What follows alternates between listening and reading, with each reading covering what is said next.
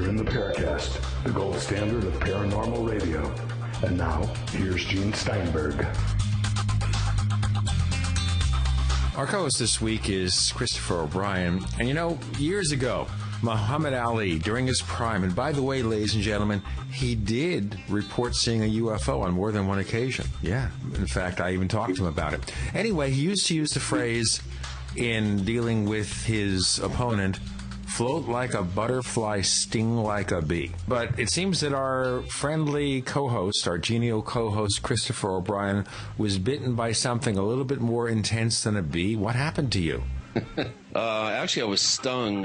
One of the things that you got to kind of be careful of when you live here in this big sunshine state of Arizona is scorpions. And unfortunately, I happen to live in a scorpion zone here. Last year, during the summer, I collected about a dozen of these little yellow, kind of pale bark scorpions, which have the highest concentration of nasty nerve toxin in nature. And I was just pulling my covers up over my pillows, and this darn thing stung me on my hand. And this was yesterday, and it's been about 18 hours, and my arm is, the whole inside of my arm and my thumb and my index finger are tingling like they've been asleep, like they're numb basically.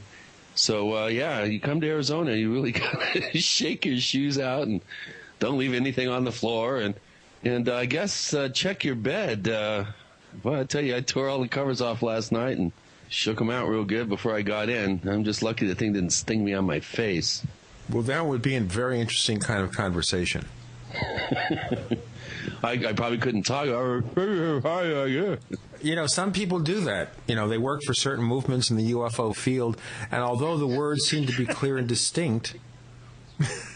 You're funny, Gene. Yeah, it is a problem.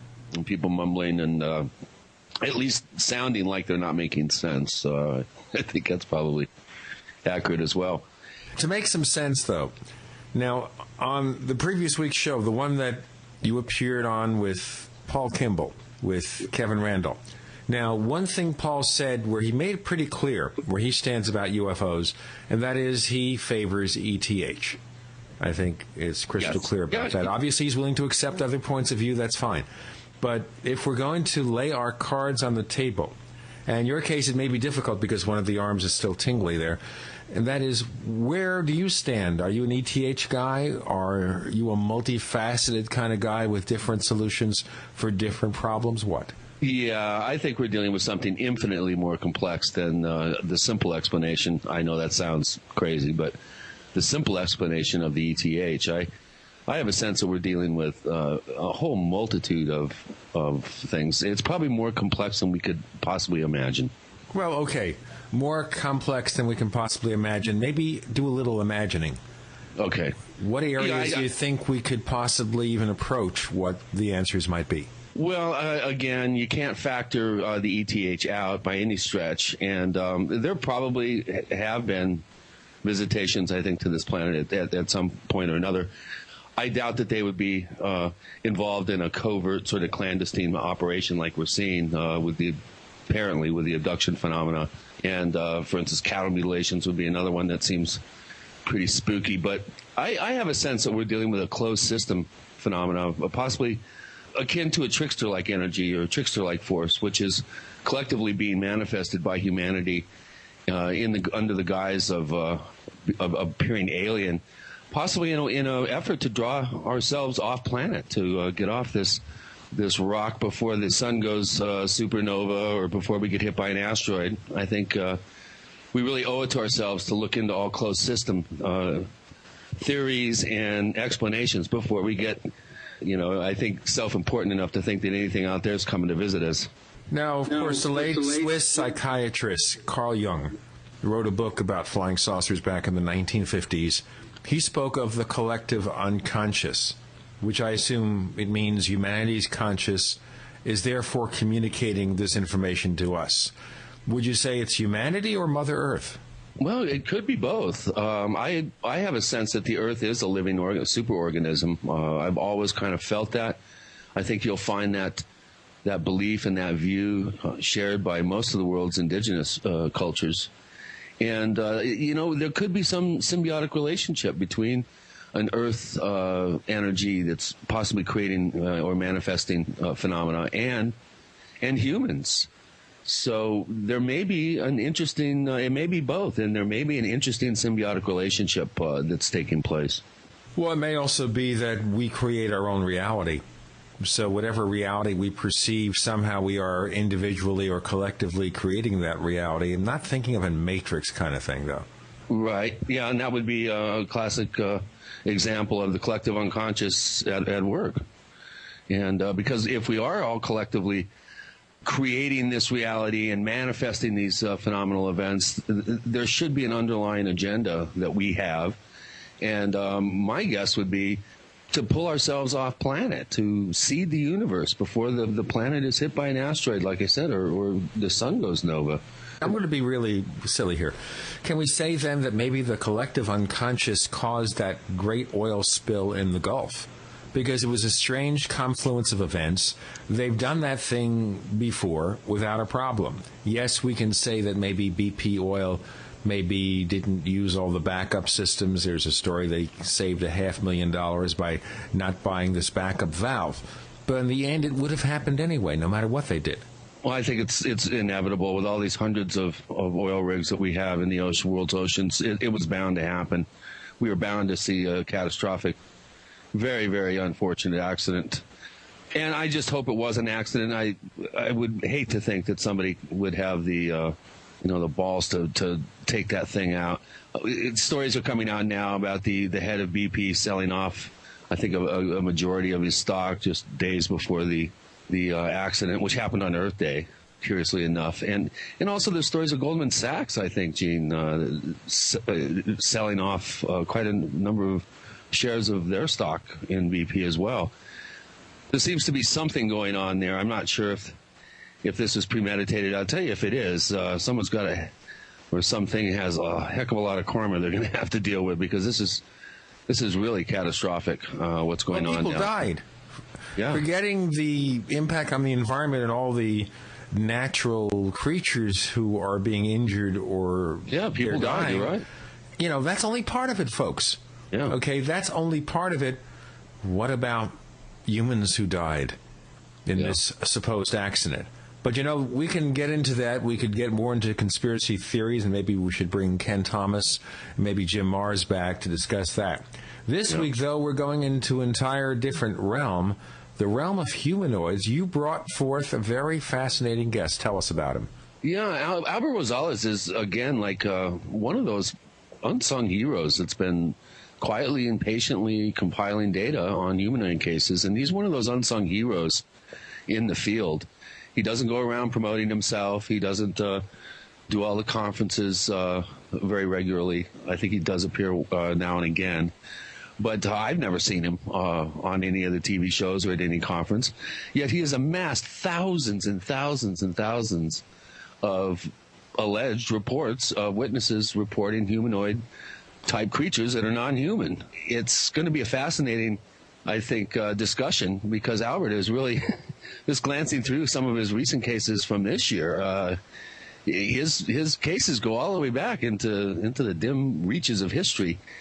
And although it's probably a garbage in, garbage out scenario, I'm not sure if we can glean too much patterning or trends or data. But I think that there's going to be some very interesting clues that are found in that database that could give us some insight into the kinds of humanoid sightings that are going on around the world. And I'm really looking forward to this, Gene. Albert is one of those guys that I've really had a real respect for. And he's included the half dozen or so humanoid reports from my database have been included in his. And he's a top-notch researcher, and I think you're really going to enjoy our discussion with him. Well, I also noticed that he's had some of his own experiences, some unusual paranormal events. So we have Albert Rosales talking about humanoids coming up next on the Paracast. I have a feeling we're not in Kansas anymore.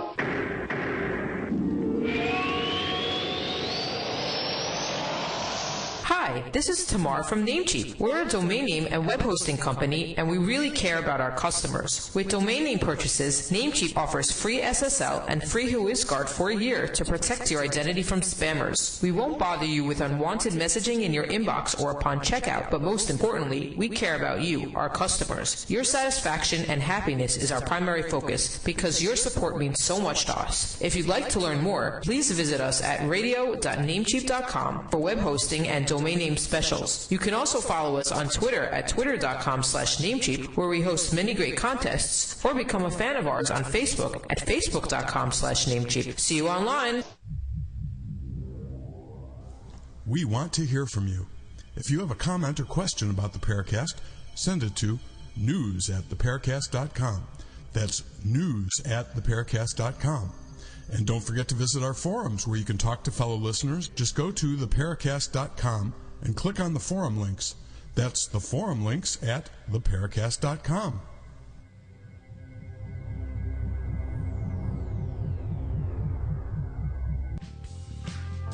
Hi, this is Nick Pope. You're listening to the Paracast. Albert Rosales joins us this week on the Paracast. Our co-host is Christopher O'Brien. And because of Chris's close encounter of the seventh kind with a scorpion, if maybe his logic is not framed as well, can we forgive that and blame it on the scorpion, Chris? Oh, Gene. Hopefully he'll do the opposite. Well, then we can bottle it. But then, you see, the problem is the Food and Drug Administration will come down and say you can't bottle scorpion venom because it's going to kill people. Yeah, well, there's probably some crazy kids that try it. Well, now they're going to try it anyway because they said it on the radio and we're going to get in trouble. Just before we go into syndication, Albert, welcome to the Paracast.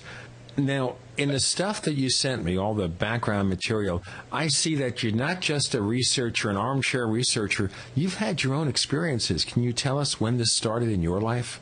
Yes, I had. Very young.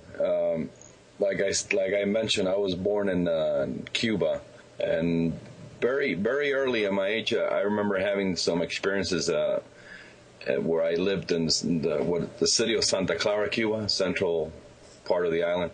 I remember one experience very clearly, which I mentioned it to a lot of people. I was inside my home, and I heard a commotion outside, and I must have been maybe 7 or 8 years old. I ran out, and there was a bunch of my neighbors sitting around. They used to sit outside and just talk when we didn't have no electricity, and they were looking up over the roof of a house across the street, and it appeared to be like an object, maybe an egg-shaped, multicolored, and everybody was pointing at the object, and they were all screaming, "Americanos, Americanos," Americans, or whatever. They probably thought it was an invasion. Now, Anyway, what year was this again?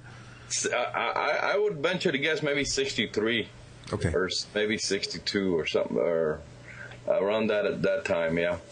So they all, kind of ignored after a little bit, and I just follow it. It kind of flew low over the houses, and it went into an area behind my home, my backyard. I ran back there, and what I remember, I stood under it, and I looked up, and next thing I remember, I was like standing there with myself, and it was gone.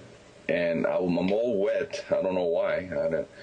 It felt like water. Anyway, it was darker and it was at night. And for some reason, my parents were not looking for me, and I was out there all by myself. Okay, so this is missing time.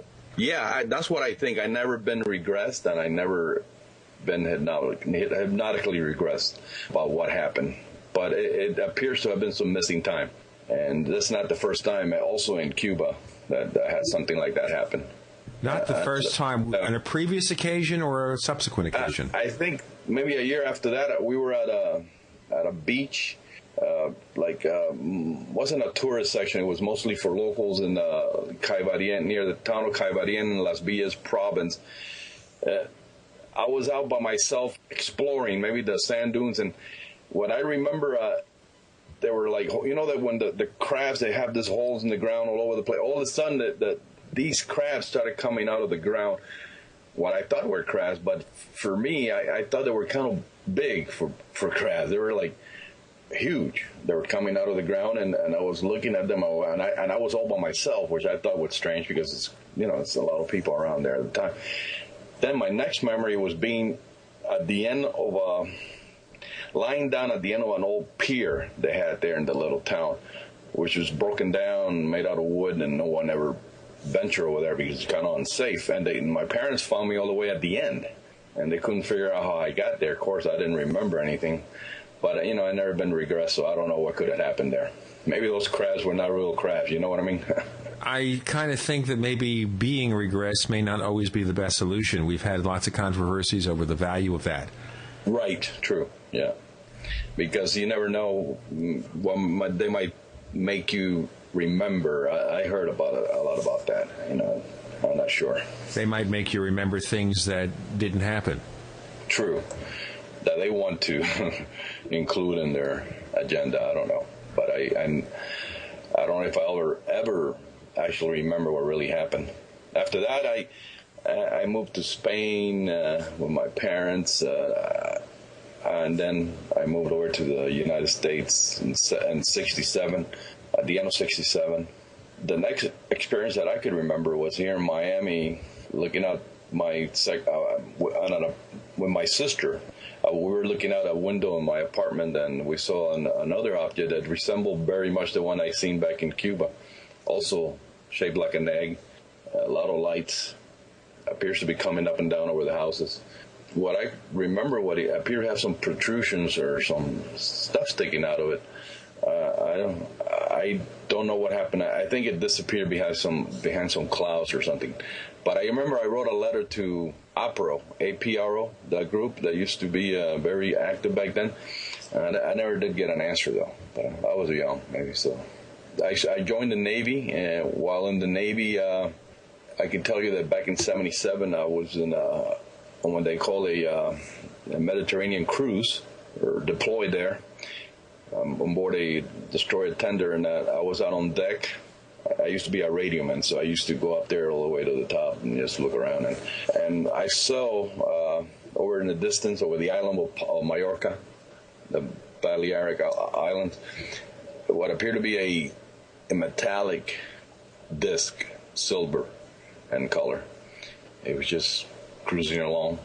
There was a pair of binoculars on deck and attached to the deck, and I looked at it, but it was quickly lost from view. I was the only witness. I couldn't get anybody else to see it. I had some other experiences. I don't know if we have time for me to go into all of them. But, well, the thing is, maybe we should focus on the stuff that really seems most unusual, most significant, the stuff that warrants further investigation. Certainly your childhood experiences do, but going back to the stuff you had as a child, the missing time and everything, right. Did you talk to your parents or siblings about this? Did they say anything? Do you recall?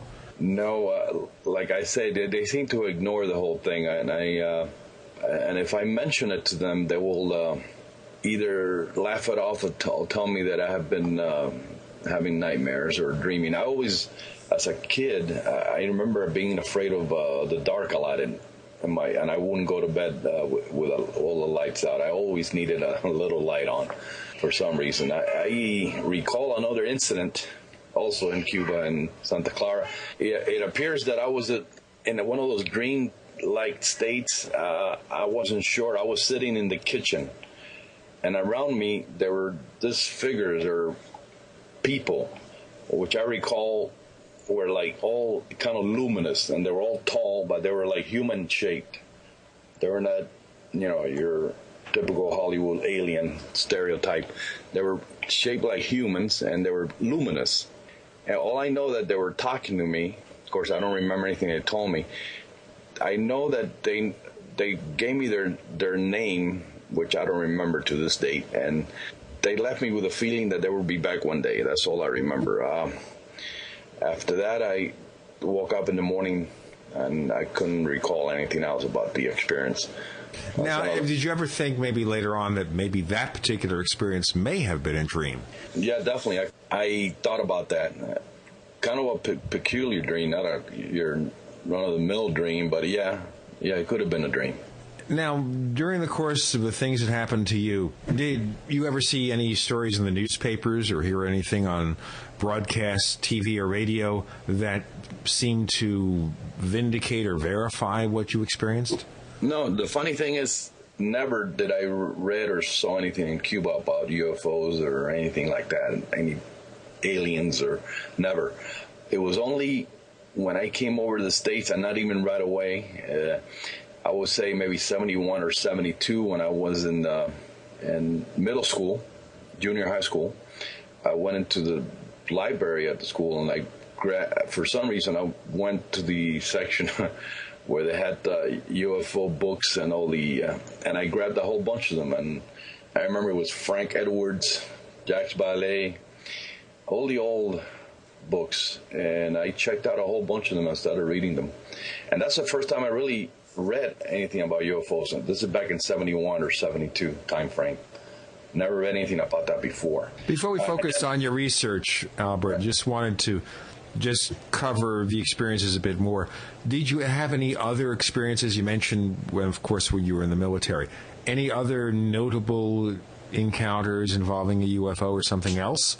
Yeah, some of them are kind of strange. I guess some of them will fall into the term of humanoids, which I think is a wide range. This is right after, back in '89 when my father died of a stroke here in Miami. We were all most of the family members were at the funeral home that night, and there were not many of us left there.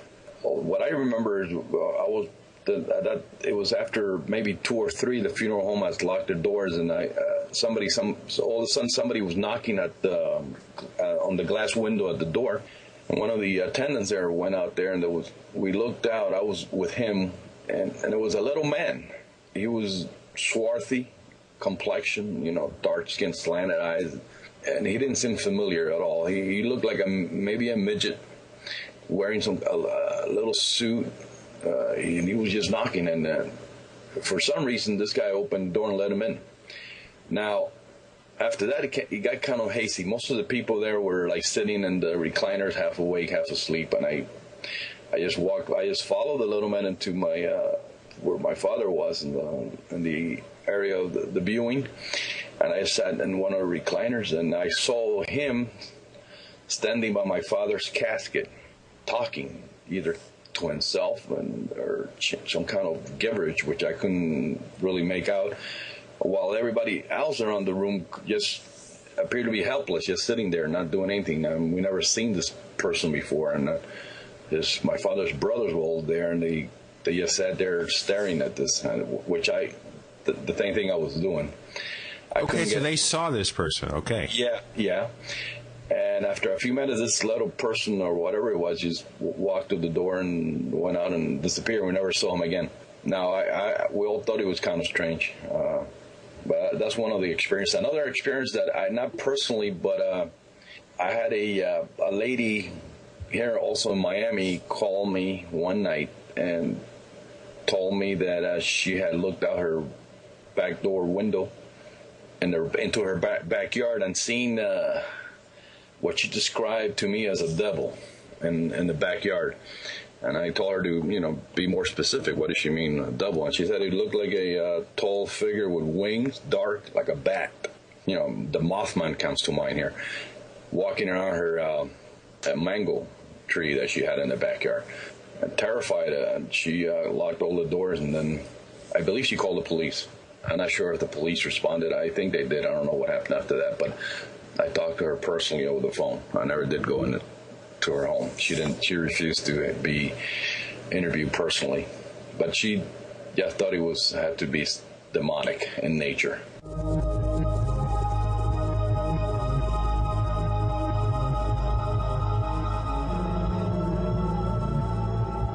Picture this. You're on the phone with a client or colleague trying to explain something visual. A PowerPoint, a keynote presentation, a website. But it's frustrating because they can't see what you're talking about. The solution? Good news.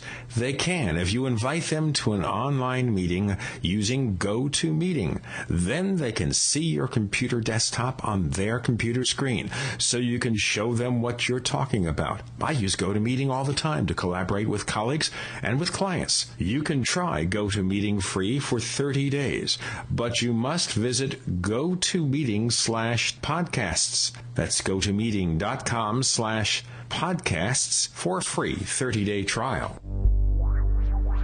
You're in the Paracast. You never know what's going to happen next.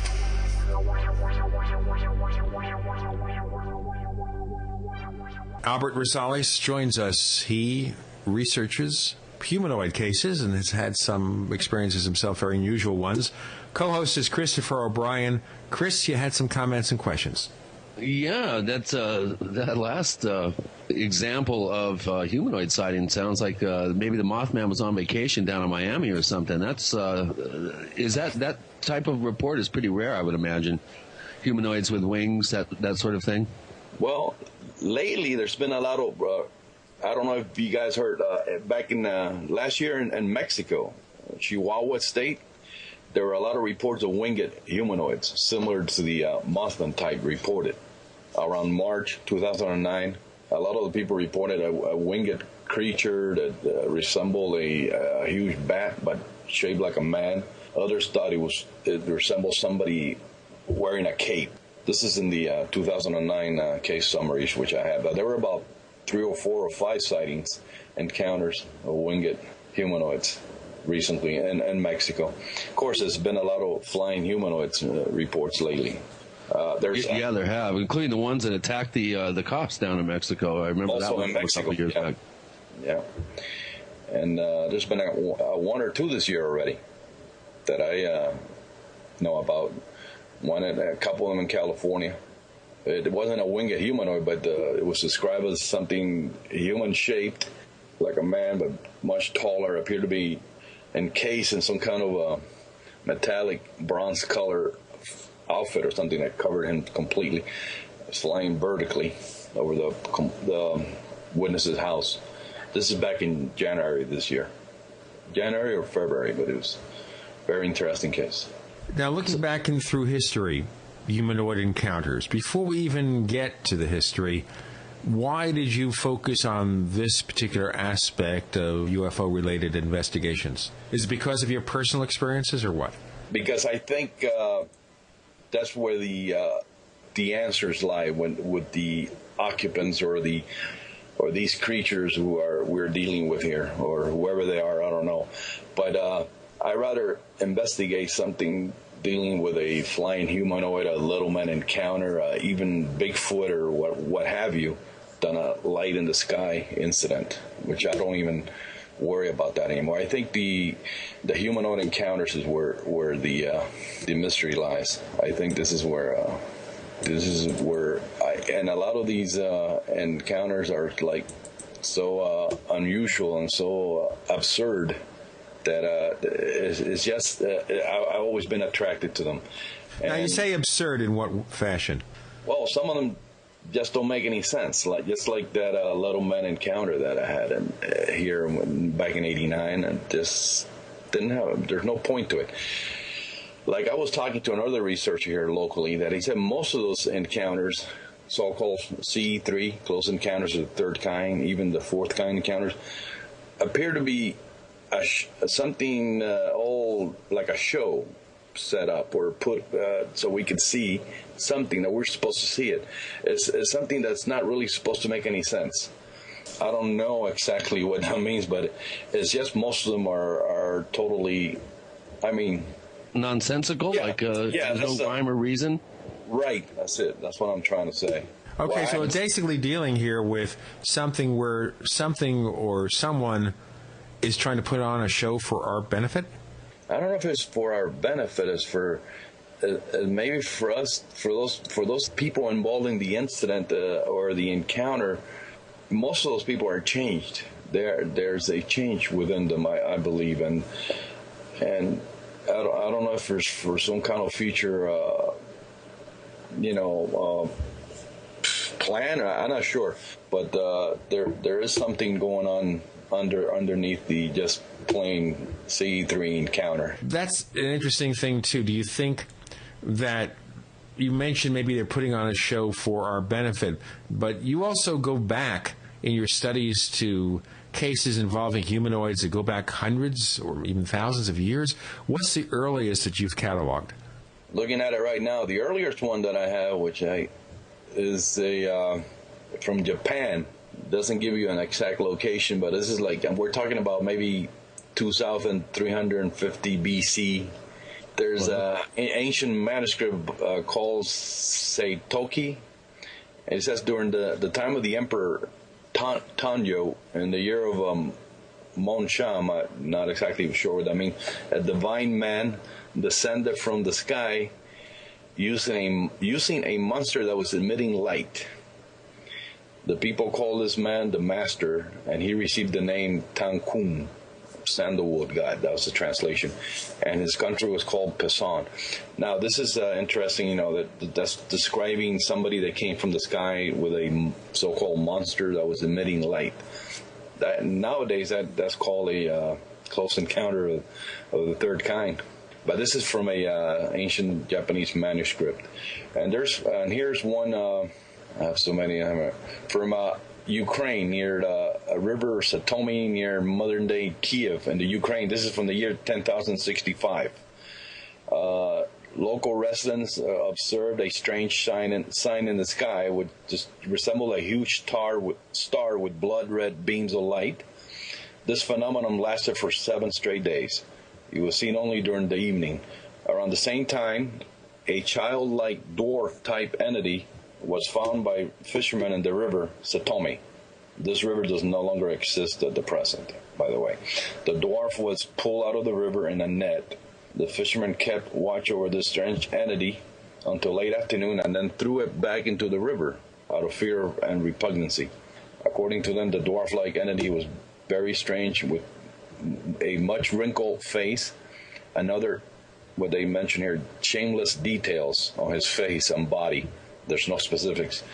But this is from another ancient manuscript from the Ukraine. Researcher Dmitry Labrov forwarded over to me this brief details of the incident. This is from the year 1065. And there's others. There's a from 1125 in Railbach, Freinstein, Germany. Near this town, several witnesses, including George Miltenberger, reported seeing a bizarre entity described as resembling a burning man or a man on fire. He was seen running over the hills, spitting fire from his nose and mouth. Some said that they could plainly see his burning ribs. It had reportedly remained wandering around the area for quite some time. That could be what they described, but it could have been a humanoid wearing some kind of luminous clothing. You don't know. You never know. But this is from Michael Bugard and John Ferguson, the researchers, their files. Chris, you want to follow up with some of these early cases, maybe some questions or probing? Yeah, I remember reading Jacques Vallée's book, Passport to Magonia, quite a number of very interesting cases from the Middle Ages that I'm sure, Albert, you being familiar with Vallée's work, I'm sure you've included some of these reports, if not all of these humanoid-type reports in your database. Yes. The one that springs to mind is the one, I think it has to do with like some sort of line that was thrown down from a craft and it got hooked on the steeple of a church, and some humanoid type came down, unhooked it, and the craft flew away. That's the one that kind of springs to mind. There also have been cases, correct me if I'm wrong, where humanoids have actually been captured and in, I think, 1 or 2 cases actually been lynched by townspeople because they thought that the being was demonic in nature. Right. Have you had any reports like that where townspeople have managed to capture or apprehend or injure or somehow get control over some of these beings? Well, I know about the one you're mentioning about the ship with the anchor that dropped down over a church. I'm pretty aware of that. And the other ones, the people that were lynched in France because they were accused of being witches, which this is what happened a lot back in the Middle Ages. People that I suppose had encounters or were abducted and taken to different locations. They were accused of being witches. I'm trying to think of a case of an entity being. I'm trying to find here. I'm looking through my database. While we're discussing this, can you tell me where to find it? Well, you could go to the UFOinfo.com in the research section under humanoid encounters. Go there and you should find my database there. Not all of it. I have a lot of the updated stuff with me, but there's a lot of stuff there, and there's a section there with ancient encounters. Go there, see if you could see it. UFOinfo.com. Okay, I found it, and what we're going to do, ladies and gentlemen, is we're going to link it from Albert's name. When you click on his name at theparacast.com or forum.theparacast.com, our forums, you're going to go to this database. You're going to be able to see the same cases he's referencing, and you'll understand where it's all coming. Now, as we look at the overall picture here, which is always a good idea, I hope, do you see a consistency fundamentally allowing for differences of human perception between the cases in ancient times, BC, and the ones we report today? Are they all seeing the same kinds of creatures, pretty much? Pretty much, even though they back in the Middle Ages and ancient times, of course, they were interpreted differently. They were called gods, and they were, and the ancient men did not have the type of reference we have nowadays, which they could just. The only way they could describe certain entities were like a man on fire person, like maybe somebody wearing a luminous suit. They could only see it as somebody on fire. You know what I mean? They couldn't think of any other words to describe it. But it's all the same. I think we're seeing basically the same type of creatures, different types, many different types, not just the little gray Hollywood alien, which is being it's so popular nowadays. Yeah, but of course the Hollywood type alien, that was basically influenced by UFO books that describe that kind of being. Only after 1980 cases, people started writing about the Greys. Before that, if you look at the Jacques Vallée Passport to Magonia list of cases, and he has hundreds of close encounters with humanoids there. There isn't one case with describing a gray type humanoid. Now, if you look at the Humcat listing, which I don't think is available anymore to anybody, I think I have most of it. In those cases, which goes up all the way to 1977, there's maybe one or two or three references of gray type creatures, and not exactly the one that's described nowadays. Of course, the Greys described by Travis Walton back in November '75. Maybe the Betty and Barney Hill abduction, they were not really Greys like the ones we see nowadays in the movies, but they were taller creatures, maybe slanted eyes, and they were wearing uniform. They were not the great creatures that we are led to believe are the only aliens visiting or being encountered. Or I say aliens, but I'm saying entities being encountered in the world. According to Clifford Stone, we have 57 varieties of aliens that are visiting us. You've had too much Heinz ketchup, Chris. 57 varieties.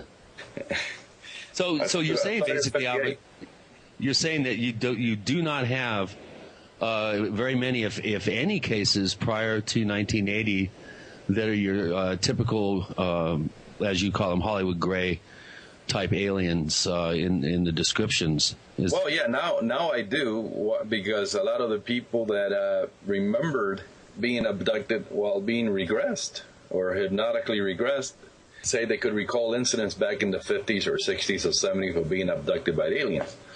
But these cases would only became available or only became known from 81 on or 80 on, after Hopkins' book, Missing Time, Whitley Strieber's books, where they reported, the great type aliens. Then a lot of people remember or thought they remember being abducted back in the 70s or 60s or even before, and they could remember seeing so-called gray aliens. But these reports did not came to light till after the early 80s. Now, does that mean that the cases were influenced by those books, or people just wouldn't talk about them because they feared people would ridicule them? Maybe there's some influence there with the books. Maybe they kind of made their whatever they encounter, whatever humanoid they encounter, they made them look like the way that researcher wanted them to look. Or maybe a lot of the cases that I know that they wouldn't talk about it. There's a lot of people that just wouldn't talk about what they experienced. Yeah.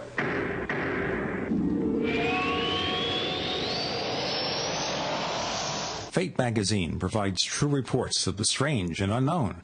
Keep up with the latest on angels and miracles, psychic phenomena, ghosts, UFOs, life after death, and much, much more. To receive your free issue of Fate magazine, call now at 1-800-728-2730 or visit their website at www.fatemag.com. That's 1-800-728-2730 or www.fatemag.com. What are you waiting for? Your fate awaits.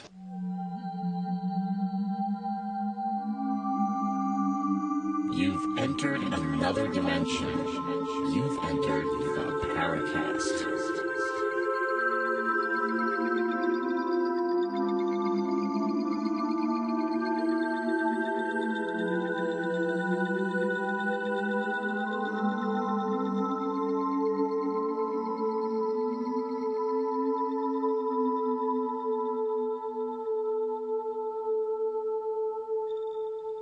Albert Rosales joining us, talking about humanoid encounters throughout history until the present day. In fact, his database goes up through 2009, and I presume there are 2010 cases he's collecting. Co-host is Chris O'Brien. So let me ask you about that. You're still getting humanoid encounter reports up to very recently, right? Yes, I have. Recently, I talked to a lady all the way from Australia, a suburb of Brisbane, and she was very concerned. Her granddaughter and a friend of her granddaughter have had several encounters at night, and the granddaughter's house and her friend's house also, with a what we call a bedroom visitation, and ufology lingo. They will encounter a thin creature, tall, not gray, bluish, but very thin. They thought it looked almost starved, but it was very thin. It was shaped basically human, but it was tall. Wasn't wearing any clothing, but they didn't see any sexual organs. It was bluish, but they thought they could see what appeared to be veins, blue veins running through different parts of the body. And he had dark, big, not big, but bigger than human dark eyes. He will look at them, and he will walk around their bedroom.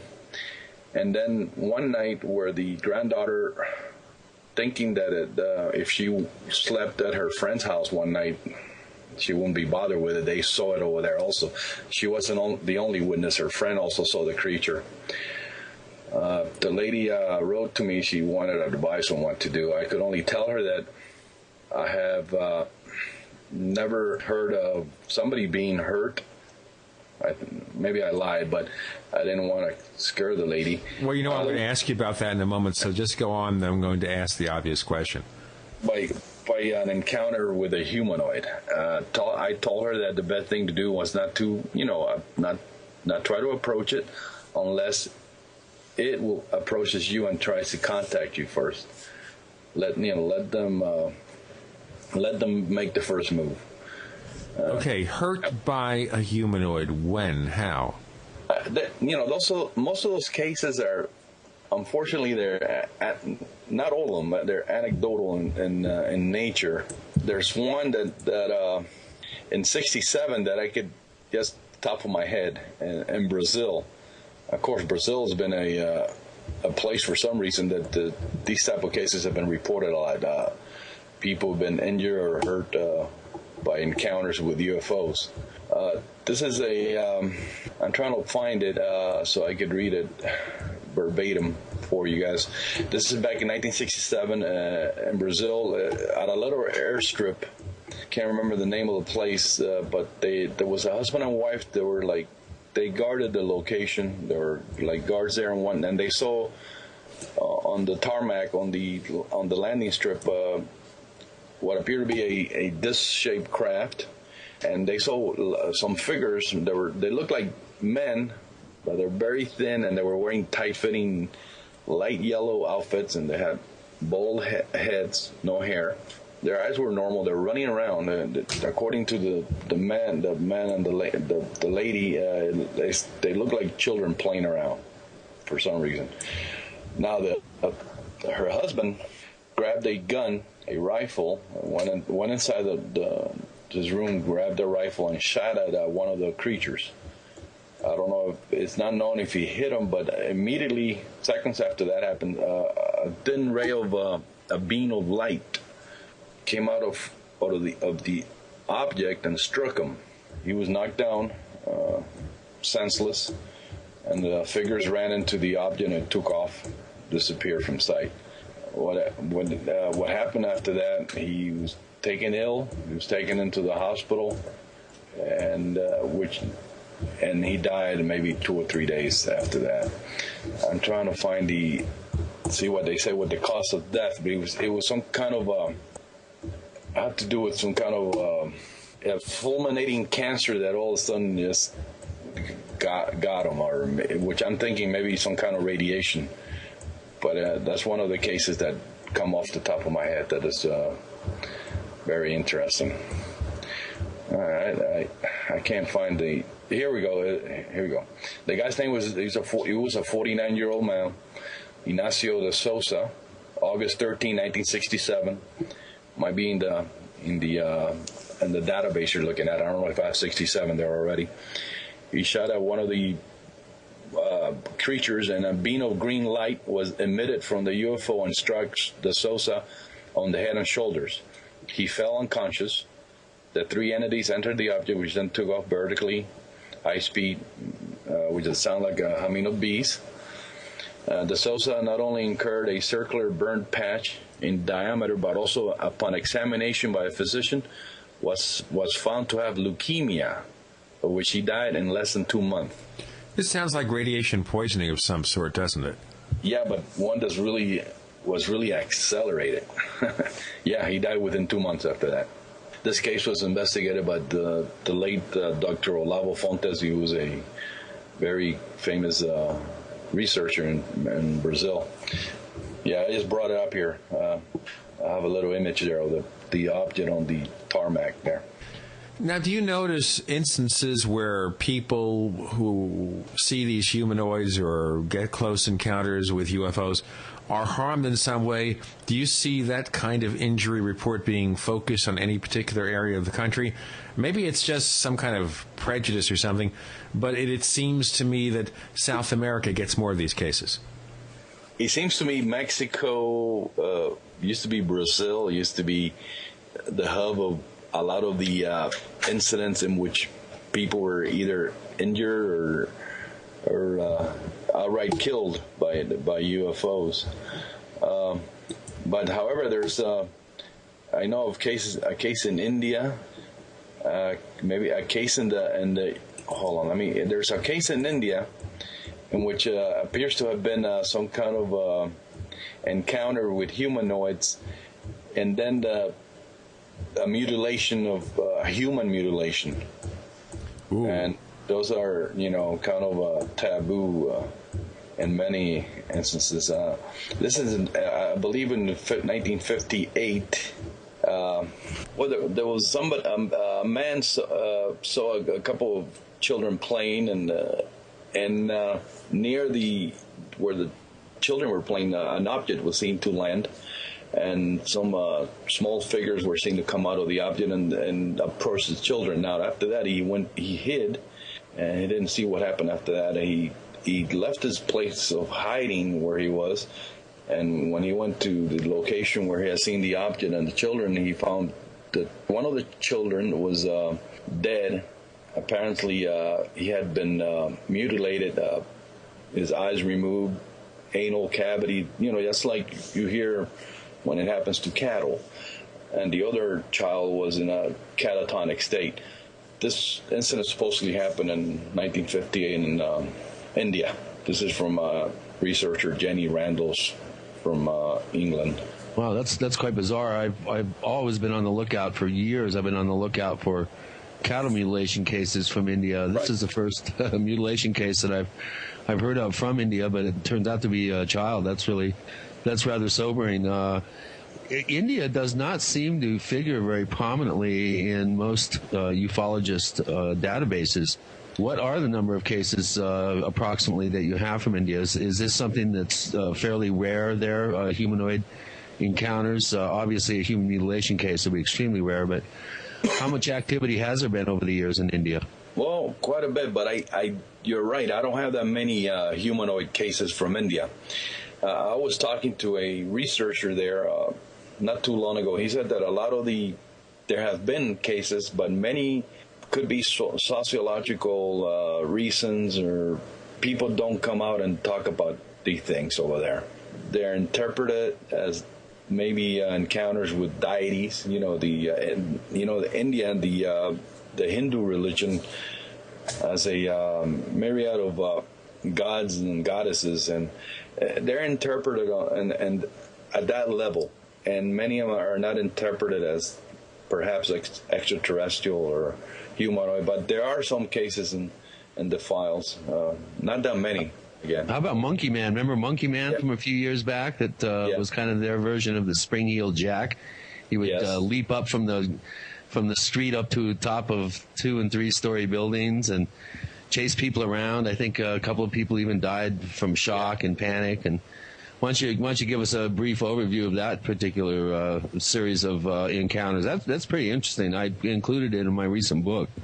This is back in, I believe, 2002. There were many cases around New Delhi, mostly around New Delhi area, but in other areas. But this Monkey Man, there were different descriptions of this entity. Some people described it as short, hairy, with a lot of hair and wearing some kind of brown smock, bright eyes, and he will come and a lot of times the witnesses were scratched or they were extremely frightened. Other people described the entity as being able to jump up, take tremendous leaps into the air, even fly, short distances. But there were many different descriptions.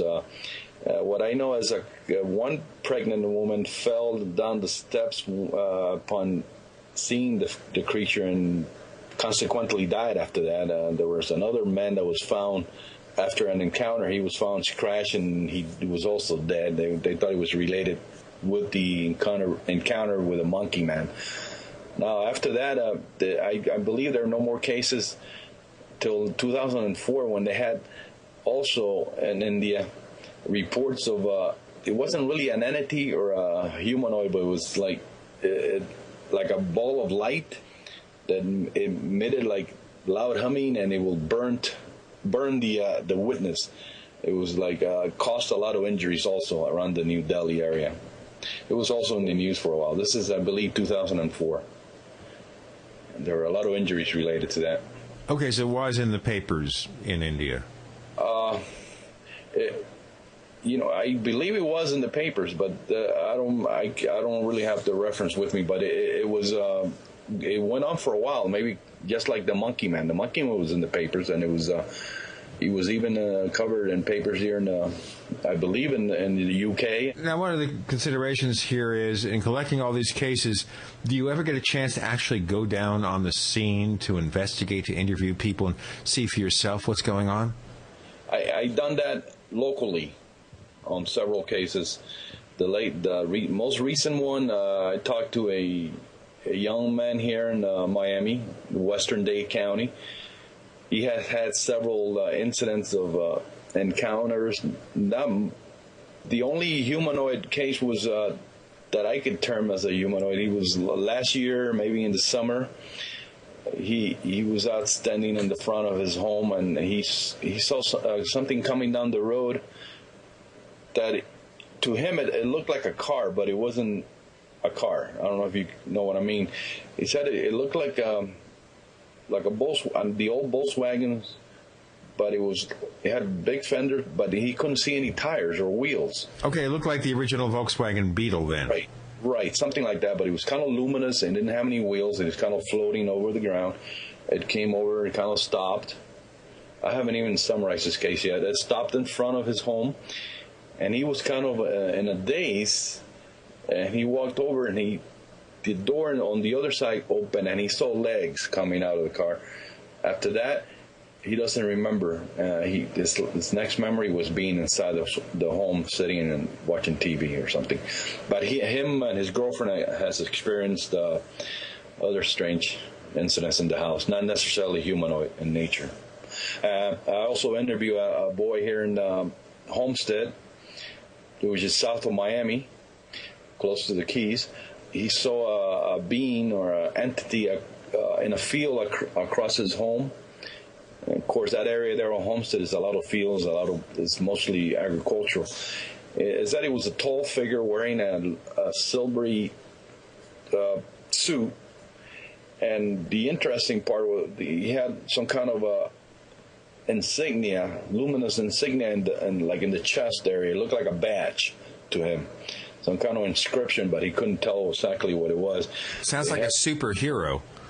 Something maybe what do you call that? The Power Rangers or something. But he had luminous eyes, and he was looking at I talked to him personally, to the boy and his family, and he sounded pretty sober, and it didn't appear to me that he was making it up. After that, according to him and his family had weird dreams, of being abducted and stuff like that. But I think he only saw that entity once. I'm still in touch with him, see if there's any more incidents. Of the cases submitted to you, have you found any that are blatantly false or turn out to be hoaxes after investigation? I know in the files that I have in those, there are definitely hoaxes there. I tend to include everything that's submitted directly to me. I had some people, especially, but they were so outrageous and so, stupid that you could tell right away it was, come on, who are you trying to kid? I had one guy trying to tell me that he's seen what appeared to be a doctor's stethoscope floating around his backyard, following him, trying to take his vitals or something. And he sent me about 10 or 15 emails begging me to include his case. And I call him up and go, what are you trying to do? Are you serious? Come on. And then I think he was on medication or something, but he said he wasn't watching the repeats of House on TV too often. Maybe a stethoscope.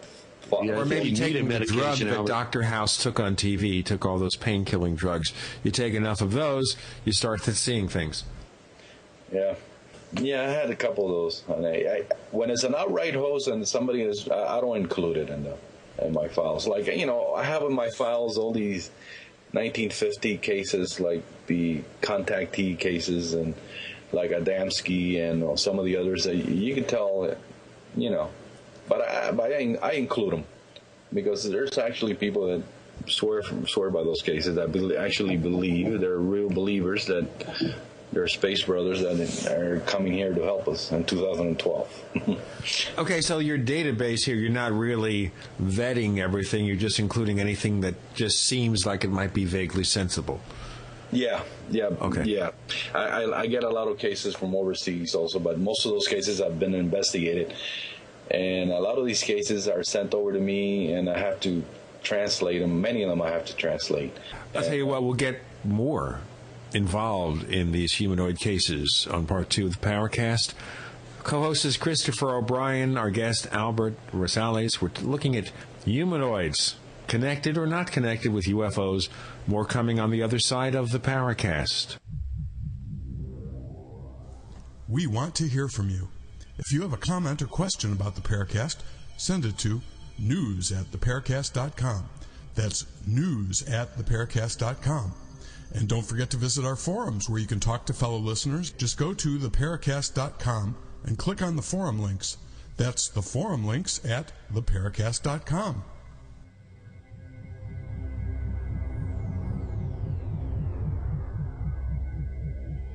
Welcome back to the Paracast with Gene Steinberg and David Biedny. Our guest this week, humanoid researcher Albert Rosales. Our co-host is Christopher O'Brien, still recovering from the venom from a scorpion, a very eager scorpion, not an ET scorpion, but an earthly kind of scorpion, the kind you find here in Arizona. Chris, you want to pick up on the questioning? Albert, first of all, we never really established the impressive extent of your database. How many reports and cases do you have now? Right now, I will say close to 15,000 already. Wow! And I still have hundreds here to enter, and from books like I get from different parts of the world, I got to translate them. And I mean, a lot of these books and journals and cases that I get are unheard of here in the United States, which is interesting. That's why I want to include them, so that way everybody has access to what goes on in different parts of the world. Isn't that unfortunate, though, the fact that here in the U.S.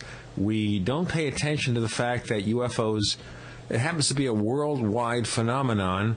We don't look at South America. We don't look at Europe. We don't certainly look at Asia. We don't look at third world countries. Very unfortunate. But how do you pick up cases like that? Is it always because of the fact that you have people around the world who are submitting stuff to you, or do you have to sit back and just do all the research yourself? Do you have helpers? I have a couple people. Yeah, I have some helpers, definitely. Lately, I've been getting help from down South America, Chile, Argentina. I have some. What I normally do, we exchange information. I send them stuff, and they send me stuff.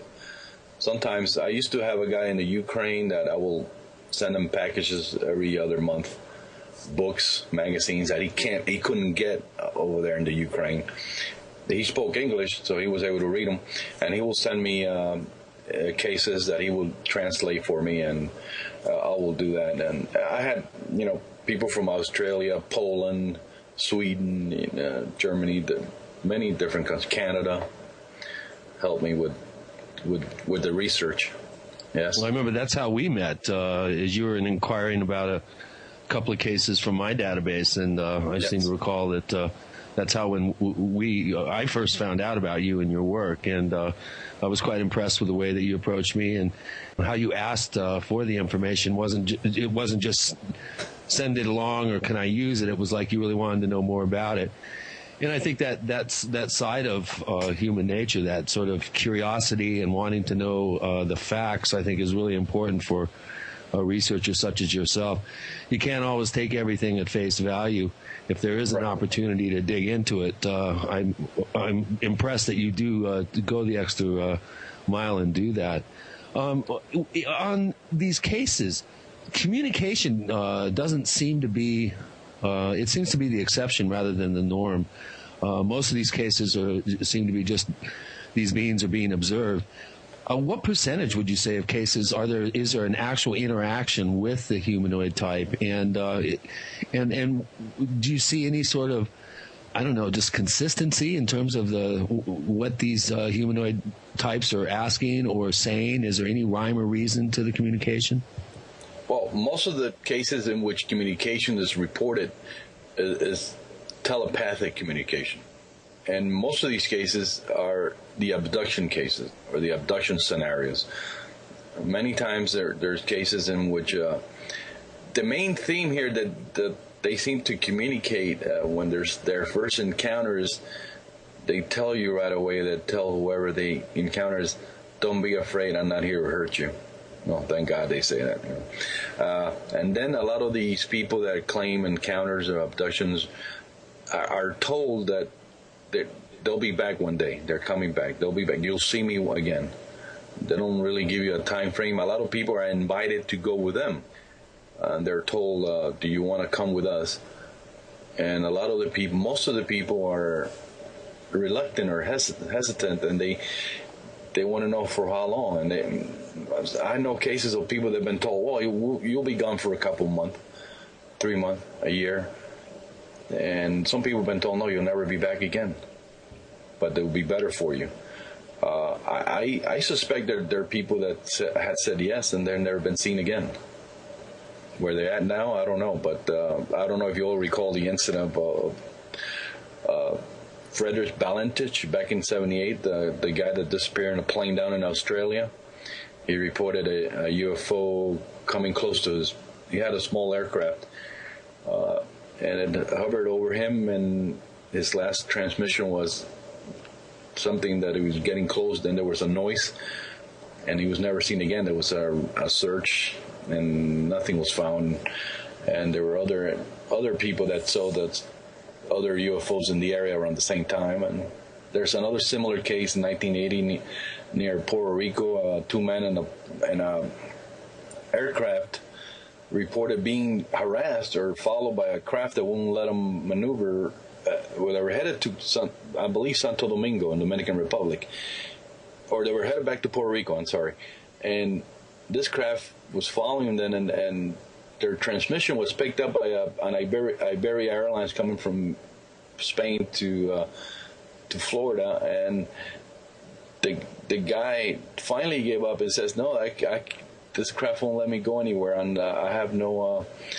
We're lost. We can't go anywhere." They were never heard from again either. Their plane was never found. His father was a lieutenant commander in the Puerto Rican police, and he spent years trying to figure out what happened to his son. He searched the area by himself for many times. Soon after the Coast Guard finished searching, and he never found his son. And there are many cases in which UFOs are directly related to disappearances of people.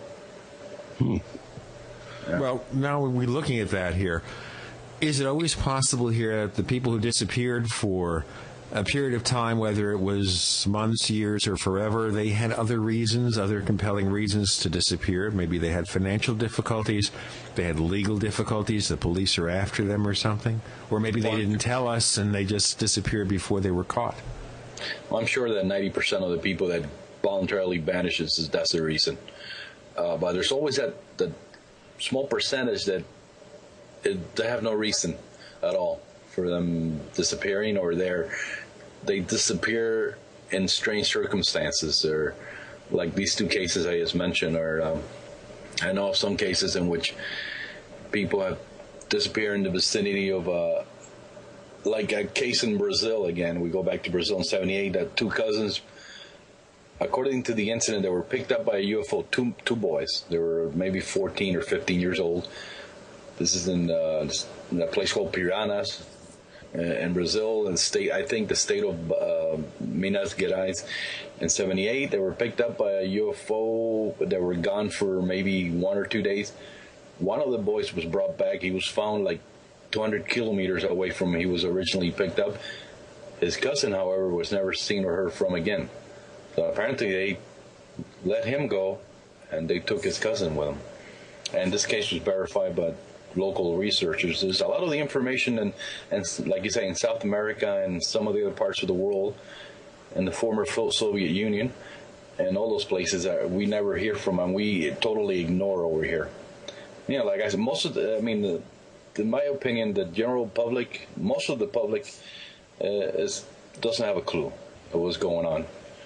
That's true. Especially Americans seem to have blinders on when it comes to, they think American reports are the only ones that matter. And I think some of the most, if not the most compelling cases do not come from the United States. I think they're rather cookie cutter here, as opposed to South America, as you mentioned, or Europe, like Eastern Europe. They tend to have much more bizarre reports, like the Varhinia case. What do you make of that particular case? Well, maybe explain to our listeners first, because we've had A.J. Javert on the show a couple of years back talking about Brazilian cases. But before we look at the implications, maybe, Albert, remind our listeners what it's all about. Varhinia case in Brazil back in 1996, yes, January. There was a reports. First, there was a reports of a UFO that appeared to be in trouble. There was smoke coming from it. A cigar-shaped craft reportedly crashed. A little bit soon after that, some girls in the outskirts of Varhinia, a place called Jardim Andere, reported encountering several creatures in the bushes that they were like short, with little ridges on their head, big heads, red eyes. Again, they were not grays, totally different from grays. And these were apparently the survivors of a crash. There was police and military activity in the area, and supposedly the Brazilian military captured and was able to recover some of these creatures. During the incident, some of these soldiers came in close contact with the creatures, and one of them reportedly died as a result. He developed some kind of disease or condition that could not be corrected, and he died shortly after. And this case is one of the most compelling that I think when it comes to possibly a crash. I think it's even more important than Roswell. I mean, the creatures were spotted. Reports were coming in 2-3 months later. Right. That, supposedly one of the creatures was not captured and was seen lurking around the area. Also, there was quite a bit of speculation that somehow officials from NASA, I think, were seen going into the hospital. We have reports of an autopsy that supposedly was done. What is the state of the case now? I mean, have we learned anything from about the 98, 2000 point on? I think that's about when the case sort of faded away in most ufologists' minds to some extent. But have you heard of any other new developments? Has anyone come forward from the hospital or from the military? Last I heard was several people involved in the hospital, like nurses and doctors. They sort of confirmed the incident with some of the Brazilian researchers like Gavard and a couple other guys, and they spoke more about the death of the soldier that came in close contact, and there was more details in that. I've been trying to update that case, and in my files I still have a stack of stuff here to do, but as of 2000 and the early 2000s, there haven't been too much out of that case. Much more new information, I meant.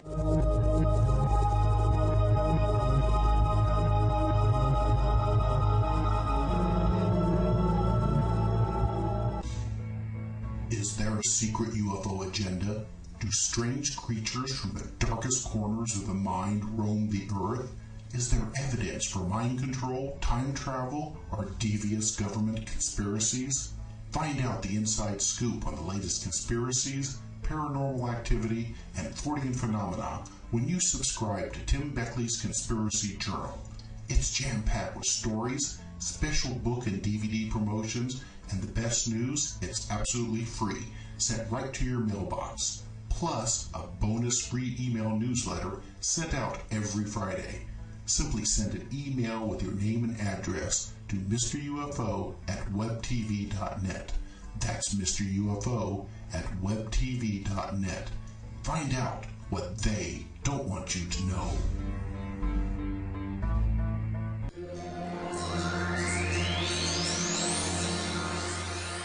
You're in the Paracast. You never know what's going to happen next. We have Albert Rosales, an experiencer. He's had unusual encounters with this, that, and the other thing through his life, and also a researcher into humanoid cases.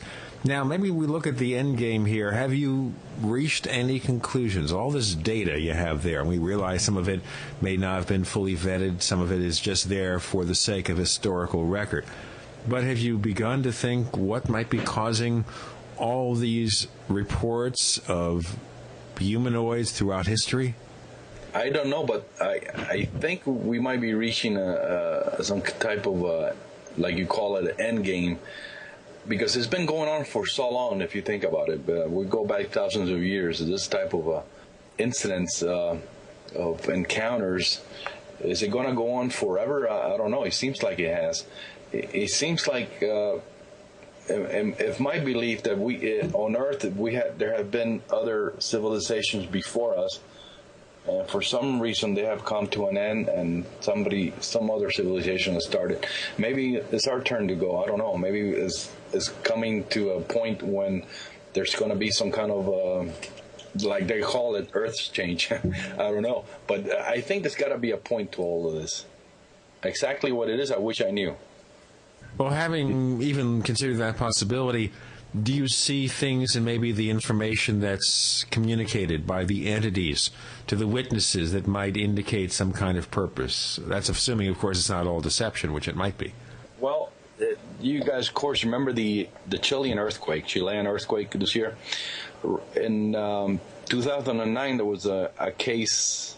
If you look at my 2009 file, it should be there. A case in August in France, in which the witnesses were told that to watch out for the date February 28th or 29th, that there was going to be a major catastrophe. Watch out for in 2010, February 28th, 29th, which of course it did occur. There was definitely a major catastrophe. Of course, they didn't mention anything about the bigger catastrophe of the Haitian earthquake right before that one, early January. I think that these entities have the ability to tell what the future is going to bring or is bringing us. But that's in the 2009 file. They apparently they were able to describe exactly what was going to happen, and the case was written down before the earthquake. It wasn't done like after the earthquake. It's in the 2009 file, I believe August. It kind of reminds me of John Keel being told that there was going to be some cataclysmic occurrence. I think it was the assassination of the Pope, if I recall, on a particular date, and it turned out that that's when the Silver Bridge collapsed. Yeah, he was lied to. He was told several things that never happened, and then the bridge collapsed, and he had some kind of I don't know, some kind of they give you little hints and pieces here, but when the true event comes around, you don't know. Is that very prevalent? Is that something that happens a lot? Some sort of prophecy being handed over to humans by these humanoids, or is that pretty rare? Well, it's been pretty prevalent. It was pretty prevalent back in the 90s, 89, in Eastern Europe. For some reason, right after the collapse of the Soviet Union, there was a humongous wave of encounters with humanoids and entities from 89 to 1991, and all that region there, Russia, Ukraine, all the former provinces of the Soviet Union. And a lot of these encounters, the witnesses were told by the entities about future coming. They mentioned global warming, they mentioned coming wars, catastrophe. It's been pretty prevalent. Every time there's an encounter with aliens, not every time, I mean, a lot of times when there's an encounter with aliens or supposed aliens, they sort of hint to coming disasters. It's more prevalent than we think, actually. Well, that gets to be the whole thing about deception, where creatures come down, they say something, and sometimes it comes to pass, and sometimes it doesn't. But the thing that bothers me about the whole thing is the fact that it's gone on for so long. I mean, if E.T. comes here in a starship, and they set up a base on the moon or whatever, and they send their scout ships over here, and maybe occasionally they crash, and you think, for thousands of years, they're coming here, going back and forth to whatever, but we can't nail it down. Isn't there something that might indicate maybe they're closer to home than Zeta Reticuli? You know what? My feeling, my theory that I like to espouse more than the extraterrestrial theory is that maybe we're being visited by people from beings from other dimensions, other universes within ours, from other dimensional planes of existence, that there might be hundreds of them in our own little Earth here, in our three-dimensional world. Maybe there's about 100 dimensions that we don't see, and once in a while somebody or something from one of those dimensions is able to cross over and wreak havoc here with us. Yeah, maybe we're the UFOs in their world. I know of cases that it seems to indicate that these creatures are able to appear suddenly from what appear to be portals or into your room. They say that you're sleeping in the bed and all of a sudden some kind of portal materializes in your bedroom, and out of that portal somebody walks out, and then there's interaction with that creature, And you first think it might be an extraterrestrial, but not necessarily. Maybe we're dealing with interdimensional beings. Or they might have a matter transporter, just like Star Trek does. They're experimenting with that in the test labs now. Yes, I heard, and also invisibility. All of a sudden they become invisible, like some of the Bigfoot creatures that have been reported. And for some reason they're seen running down the field. All of a sudden they disappear and then they appear again. I heard of cases that way. I know of a case here in Miami. The lady was lying on her couch watching TV. All of a sudden she was unable to move, and from her window, what appeared to be the window that led to the street, something that resembled a TV screen floated in and hovered over, the bedroom floor. And out of that TV screen, a figure climbed out. It looked like a man wearing a uniform, coverall with a helmet, a visor helmet. She couldn't see any facial details. She wasn't able to move. All of a sudden, she kind of was able to move for some reason, and the man stepped back and he hit a button in his shirt or his coverall, and he jumped back. According to her, he's kind of somersaulted back into the TV screen thing and disappeared into there, and then it floated out the window again. That's a bizarre one. Of course, we could also look at sleep paralysis or something. Yeah, kind of an unusual one. I've been involved with sleep paralysis incident here, which you're laying in bed and you're unable to move, and you swear you hear somebody walking around you, but you're unable to move, but you swear that you're awake. You hear noises, and all of a sudden you're back to reality again. That's happened to me several times.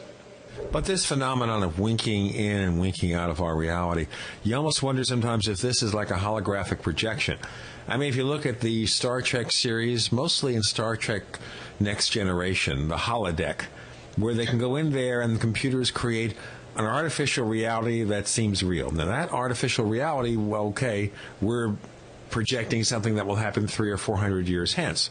But an advanced civilization might be able to do that now. How do we know that what we see is really there and not some kind of movie or show for our benefits? No, we don't. We don't really know. Some of these things appear to be, just totally holographic in nature. Like some of these creatures, they've been seen. You can see it from the front, but then it appears to be one-dimensional. It turns around and there's nothing there. I seen of cases. I heard of cases like that. Yeah, that's how my case went. When I was little in '63, the same year that you had your first encounter, I had a group of humanoid type entities that followed me around my neighborhood, and at one point I had stopped to get a good look at them and watched them come underneath the streetlight as they were following me, and they turned sideways and came through the light like pieces of paper, like they had no depth. Right. It was the weirdest thing. Wow, that terrified me. Is that a detail that you've encountered in your database? Is that something fairly prevalent, or is that pretty rare? Not prevalent, but I know of several cases that kind of case. That people report two-dimensional... right, that they appear to have no depth, and or sometimes they're see-through. They come in and out, like of visibility.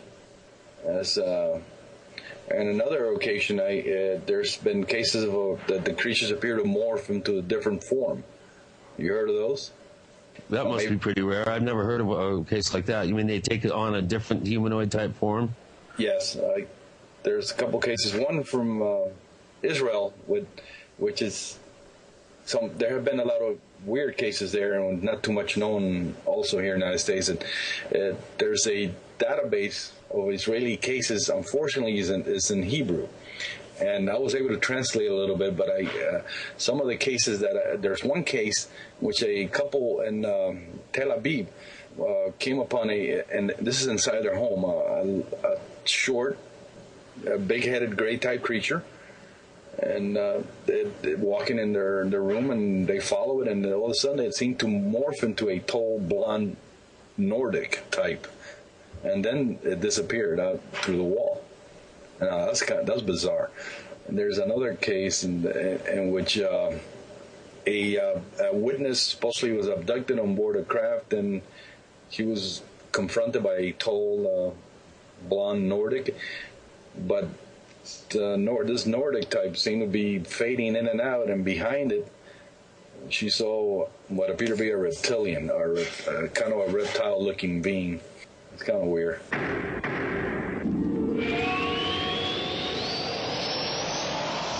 Hi, this is Tamar from Namecheap. We're a domain name and web hosting company, and we really care about our customers. With domain name purchases, Namecheap offers free SSL and free WhoisGuard for a year to protect your identity from spammers. We won't bother you with unwanted messaging in your inbox or upon checkout, but most importantly, we care about you, our customers. Your satisfaction and happiness is our primary focus because your support means so much to us. If you'd like to learn more, please visit us at radio.namecheap.com for web hosting and domain name specials. You can also follow us on Twitter at twitter.com/namecheap, where we host many great contests, or become a fan of ours on Facebook at facebook.com/namecheap. See you online.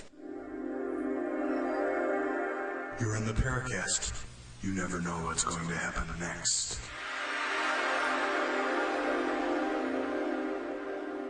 Before we get too weird, Albert Rosales and the very weird, recently stung Christopher O'Brien as co-host. I'm not going to stop harping on that, am I?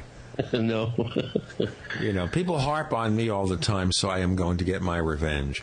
Okay, so, Albert, we have all these cases of people winking in and out, and we have all these things, and maybe we want to go back to Carl Jung's collective unconscious, and maybe we're generating these illusions for some higher purpose? That's also a possibility, yeah. Collective consciousness. I think John Keel called it the super spectrum, didn't he? He thought that this whole thing was some kind of everything was connected, all kinds of entities, Bigfoot, winged creatures, Mothman, humanoids, UFOs. They're all part of a so-called super spectrum that was in contact. I mean, it was connected with humans somehow for some purpose. Yeah, just to mess with us. Yeah. The trickster. Pull us forward. Yeah, the trickster, exactly. That's why I wrote the book, Stalking the Tricksters. There's so many cases that I personally have investigated, and countless cases that I've heard of from credible researchers and investigators, that, you touched on this at the very beginning, Albert, that it's nonsensical. There's just no rhyme or reason for why cases occur the way they do, why these entities do the things they do, why they telepathically sometimes communicate nonsensical information, ask just totally bizarre questions. There is a tricksterish quality to many of these cases, and I really feel that trickster definition, it makes as much sense as pretty much any of the other explanations that are floated out there, especially the extraterrestrial hypothesis. One thing that we haven't touched on, you just mentioned it briefly here, in terms of an observation of one of your witnesses, reptilian cases. How are they prevalent? Where do they mostly occur? Do you see any sort of patterning with these types of descriptions? Do you know when they really first started? When in your database you first start to see these types of reports? What do you have to say about these reptilian cases? Well, they've been reported before. They early in the 70s, perhaps in the 60s, but these cases with so-called reptilians are mostly prevalent here in the United States for some reason. But you remember the case back in 72 of the two police officers in Ohio? They saw that reptilian-type creature on the side of the road. This is March 72. It was seen by two police officers twice. And then there's another case in New Jersey in 74. A guy driving down the road, he saw a big figure standing on the side of the road. He looked at it closer, and to him, it looked like a big reptile with red eyes and scaly, body. And these cases were like in 74, 72. which were back then there wasn't talk of reptilians and reptilian overlords or whatever. And then in the late 80s, people started talking about encountering reptilians while being abducted, and then we have some researchers that focus into the reptilian side of humanoids, like David Icke and some others. But they seem to be prevalent here in the United States, reptilian encounters. I know one case here in Miami, but it was more like a morphing entity again, which at first it was a woman, tall, black-haired woman inside the house that seemed to morph into a reptilian creature. And at the same time, there was a UFO hovering outside. This is back in '83, but that raises a wider issue here too, and this is something that John Keel has mentioned, that if you look into the areas where people see lots of UFOs, strange creatures, whatever, lots of other crazy stuff is going on, but we're so focused on the UFOs we don't think about the poltergeists or the ghosts or the strange creatures. So in looking into these cases at all, do you see evidence that this is just the tip of the iceberg? Yeah, in many instances when there's a UFO encounter or a creature or entity encounter, there's other stuff going on. Like you say, there's poltergeist activity, whatever that means, I don't know. There's mutilations, domestic animals, farm animals. There's other encounters. There's strange people visiting the witness or strange phone calls. There's a wide range of different incidents, and most of the cases when there's encounters with entities. I'm not saying all of them, but there's also there's even cases when people mess with Ouija boards, and they try to call in an entity or a UFO. They had encounters with strange entities or UFOs right after their little Ouija board thing. Now, I know I never tried a Ouija board, but be careful what you wish for. I have tried that when I was very young. Not that young, maybe 18 or 19. A close friend's mom had extraordinary experiences with it. But again, I tend to think that you're subconsciously just moving the planchette around. Yeah. I don't know. One time I think I attempted it with some of my family members, my sons. But we had a couple wines, so I don't know if it could be an experience that was really. But no, I didn't get anything from it, so I don't know what to tell you. I tried it once with some friends when I was a teenager, and it just kept saying no. All right. It didn't matter what we asked; it just said no. It knew what you were doing because it said no. Well, yeah. Maybe that's a good idea. I heard that sometimes when you mess around supposedly with a Ouija board, you might bring in something from the other side that you don't want. Yeah, lower vibration type energies. Yeah, it's not something to mess around with if you're not real spiritually strong. If you have any sort of spiritual twitchiness, it could bite you. Yeah. So we shouldn't investigate that. But then if we're looking into all these other auxiliary or complementary events, that makes things pretty complicated. Let me ask you here, because we only have the last half hour to go here, and some of our listeners will ask about your background. So basically, tell us about your professional background, what kind of work you've done. I understand you were in the military at one time, right? I was 4 years in the Navy. I was a radioman. I had a top secret clearance. I was there from 76 to 80, and I got an honorable discharge. I remember while in the Navy, I used to be subscribed to, remember that old UFO magazine, Saga, the Saga UFO magazine? Well, then you read some of my stories. I wrote a couple of articles there. You did? I did indeed. Your name was familiar, maybe from the magazine, from Saga, yeah. Yeah, and I used to get it at the naval base, and one time I was called down to the chief, and they had opened my mail, and they asked me why was I interested in this? Why did I read this magazine? There were a bunch of guys standing around there, and I go, I told them it was my hobby, that I was into strange stuff and UFOs. They kind of laugh it off, and they gave me the magazine back. But after that, when I left the Navy, I worked with my father for a while. You worked with your father. What was he doing? He was a jeweler, jewelry, and but he got sick and he died, like I said, in '89.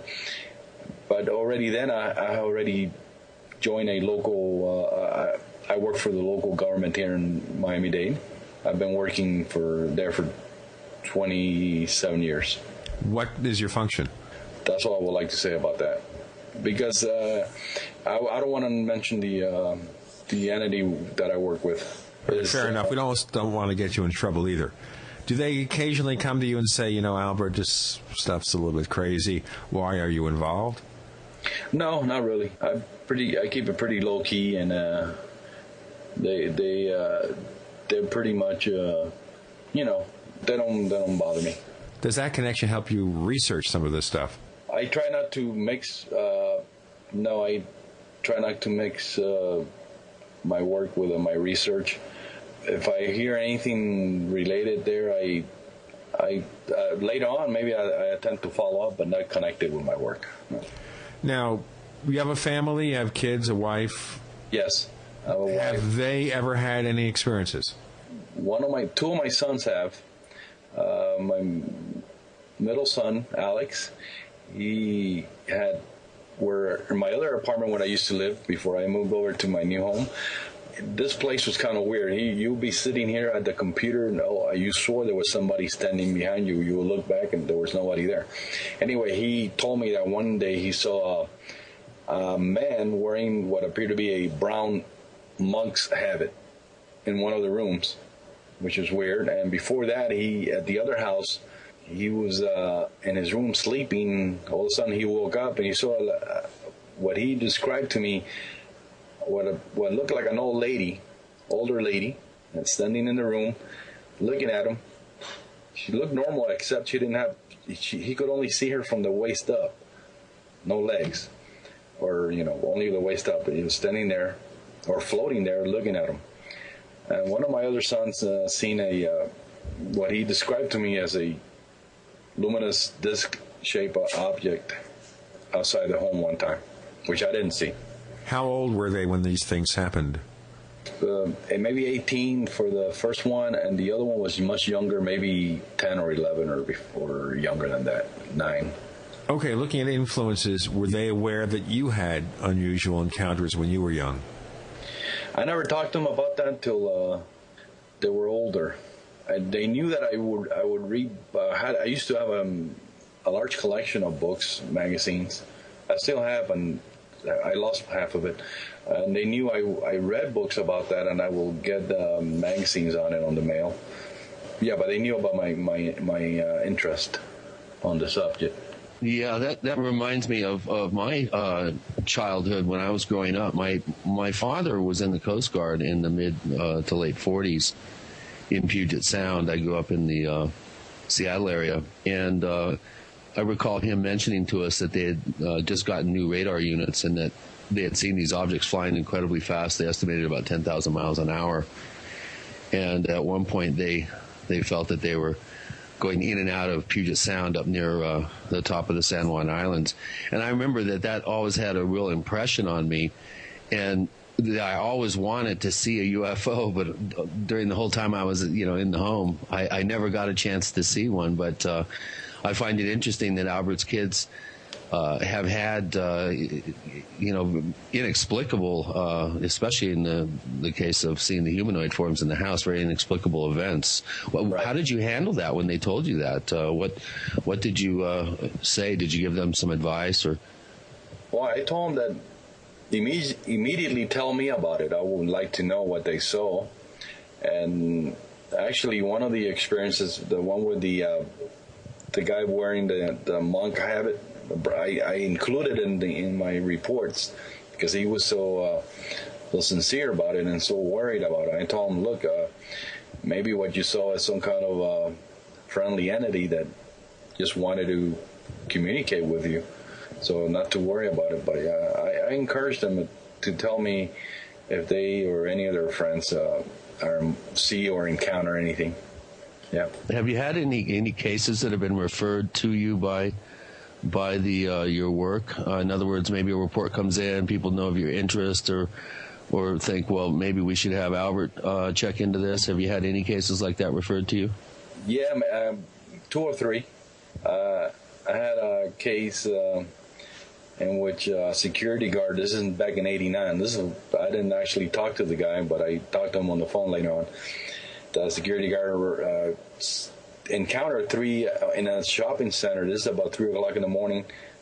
In a shopping center in South Dade off of US 1, 3 tall humanoids, thin, long arms with huge cat-like eyes, and he called the police because he thought it was prowlers or suspicious people.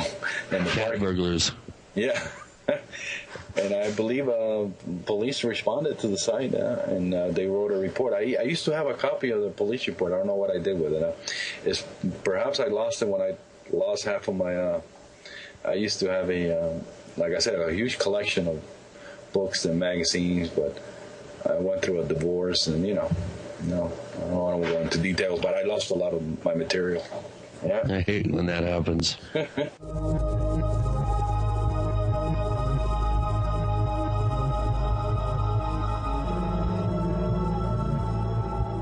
For 58 years, Fate has provided true reports of the strange and unknown.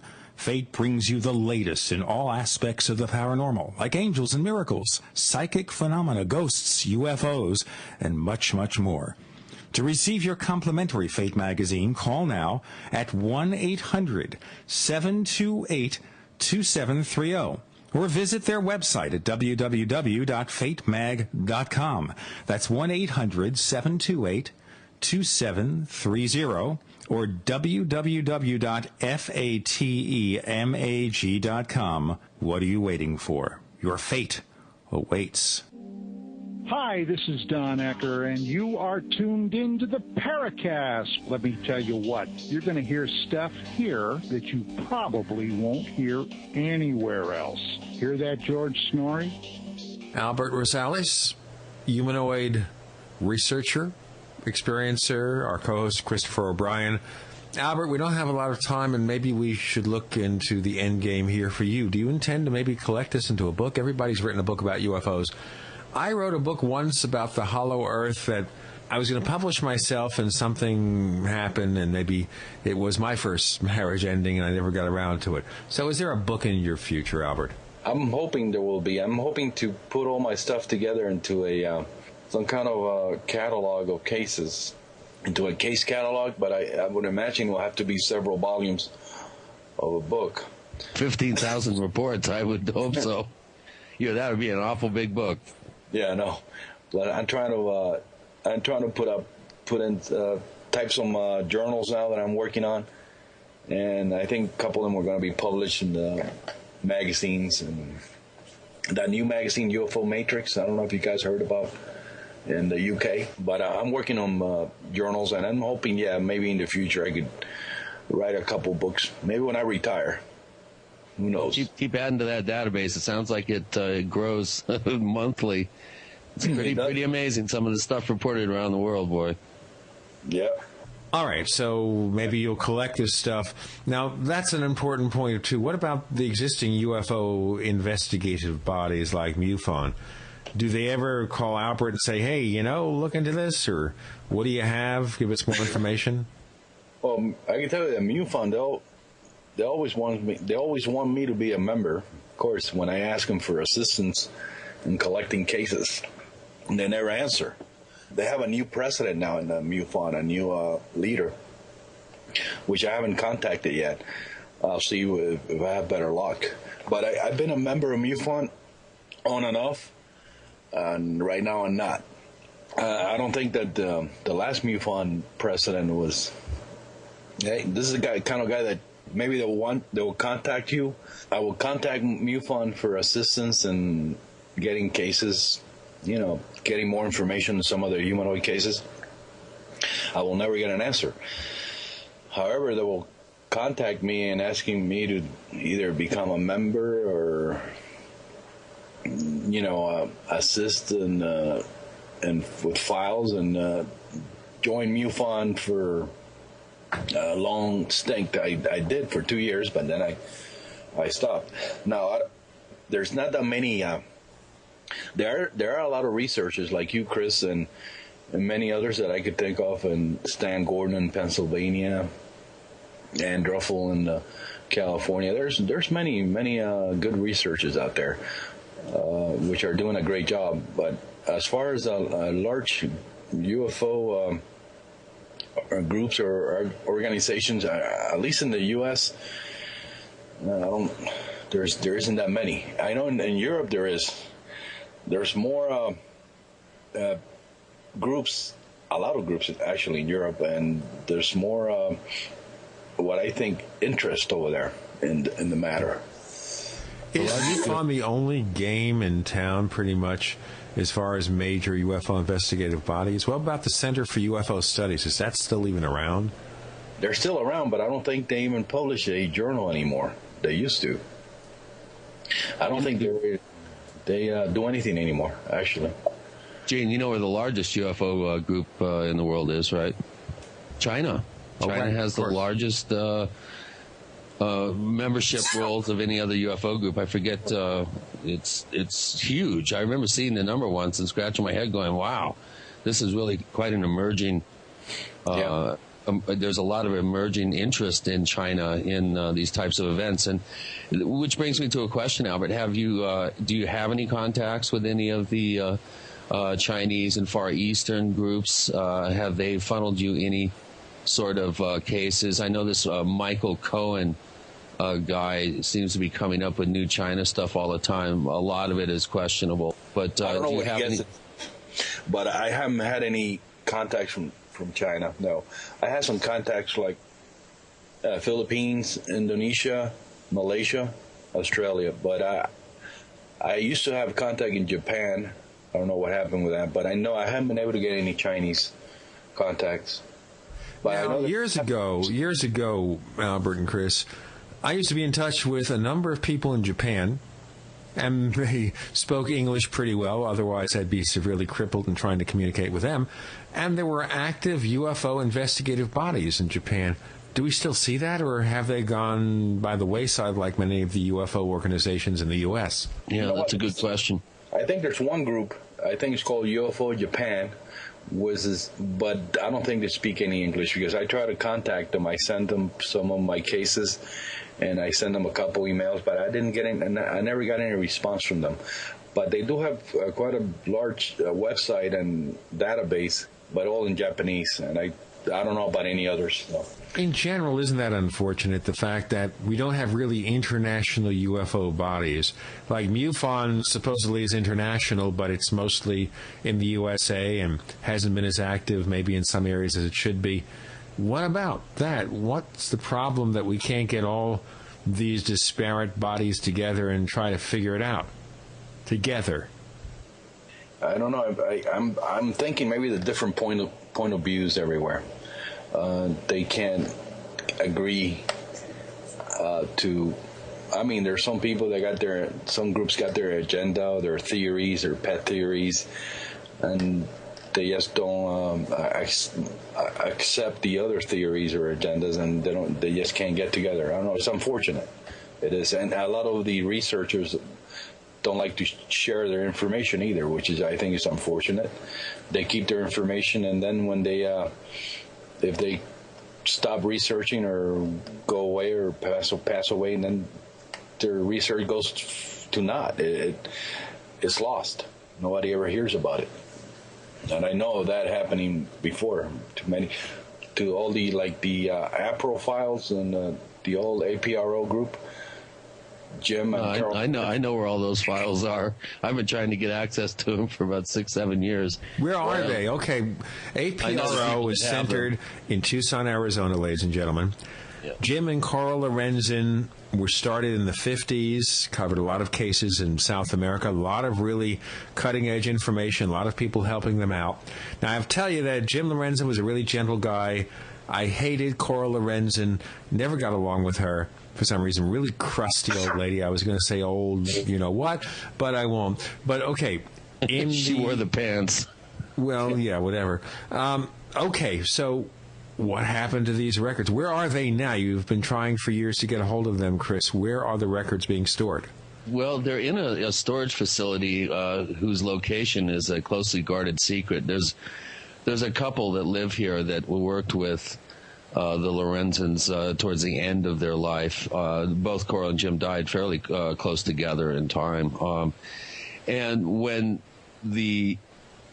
I'm trying to see if I can get the story straight here. So when the Lorenzens died, I think APRO did continue on for a while, but then without, their motivation and stuff, it floundered fairly quickly. This couple was, for some reason, selected by the board, and I think Hynek was involved in the selection as well in this process, and they were entrusted with the APRO files, which they have been promising for years to give investigators and researchers access to the information to do checking for data. And I, as a favor to them, I did a number of video shoots. They were fighting a subdivision that was being planned here in the Sedona area, and they had a real legitimate beef with the developer, and so I helped film some environmental quality meetings with the understanding that, hey, quid pro quo, I'll help you guys out if you look up these 3 cases for me. And I mentioned Ted Phillips' Czechoslovakian case with the machine in the mountain. Ray Stanford had a case, and I had a case that we really needed to get into those APRO files because we knew that what we were looking for was contained in there. And they promised me, and they never came through. There are a couple of flakes. I even said, I'll go in there and look at it. You can blindfold me, take me there. I don't need to know where it is. You can open the door. I can walk in, take the blindfold off, and let me check. And they're just sitting on it. They think that I really don't know why they have, what their rationale is for not allowing researchers to have access to these. There's a gold mine of information in there. You know what, Chris, you're kind of sitting here and sometimes this germinates into greater ideas, greater good. Maybe we should all come up with a petition to present to these people. Paracast listeners, not just Paracast, any radio show, listen to us. Let's put some pressure on them. Let's put the pressure. I mean, really, we have tens and tens and tens of thousands of listeners around the world. We're soon going to be syndicated by a national network, available at local radio stations. We have this information. I don't have to know the location. I don't have to know the name of the people. But we should set up, I'm going to assign you Chris O'Brien. You could work with Albert, anybody else, to do this. Let's set up a petition. Let's make our voices heard to the people who are holding the information. All these decades of research by the Aerial Phenomena Research Organization, UFO sightings around the world, close encounters, great cases from South America, all the work the Lorenzens did, all the people who work with them did. Let's find a way to persuade these people to release that information, maybe a petition. Chris, maybe you can assemble a petition, an online petition. We'll run it. We'll give a link to anybody who wants to run it on their sites, ladies and gentlemen. If you are on a rival radio show, this is not a matter of competition. We want to get this information available to everyone, and I can't see any reason for it not happening. So, Chris, you want to take that assignment publicly on the show? That's a great idea, Gene. I'd be happy to do that, and thank you for coming up with that idea. I think if we put some pressure on them, and they'll see, I don't think they realize how important that particular database is. It's one of the largest ufologically based databases in the world. There are, I think they said, 15 file cabinets, if I remember correctly, of actual case files, and that's a lot of paperwork. This is, of course, back in the old hard copy days. Now, this is probably sitting there in some kind of storage center they pay a monthly fee for, unless it's in their own garage. I have a feeling it's down in the Phoenix area. That would be my guess, is it's down in Phoenix somewhere. Of course, they are up here in Sedona, and I think they get up at noon. They're kind of old hippie types. They're real flaky. They don't like to, they'll fight for their causes and do the right thing. But then, it's forest for the trees when it comes to that absolutely just amazing database that they're sitting on and hoarding. I really don't understand how somebody could do that and make promises and then not follow through on paperwork and stuff. It's a good idea, Gene. I would be happy to spearhead it. Okay, ladies and gentlemen, I welcome your suggestions, too, if you write to us. news@theparacast.com, news@theparacast.com.